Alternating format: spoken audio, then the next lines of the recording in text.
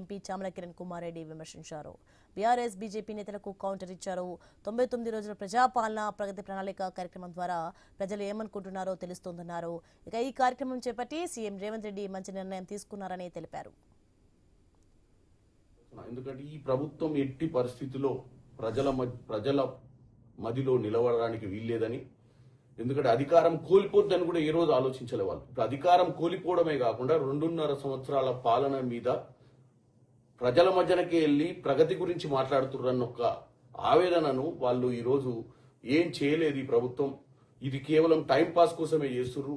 వీళ్ళు గత 2.5 సంవత్సరాల పాలన మీద చర్చ జరగాల్సిన అవసరం ఉంది. కానీ వీళ్ళు 99 రోజుల కార్యక్రమం తీసుకొని ప్రజల్ని తప్పుదో పట్టిస్తున్నారని చెప్పి హరీష్ రావు గారు అంటారు. హరీష్ రావు గారు నేను ఒకటే చెప్తున్నా, మేము ప్రగతి ప్రణాళికతో ముందుకెళ్తున్నాం. మీరు గతంలో ప్రగతి భవన్ పెట్టి ప్రగతి లేని రాష్ట్రాన్ని 10 ఏళ్లు పరిపాలించి అప్పుల రాష్ట్రంగా చేశారు.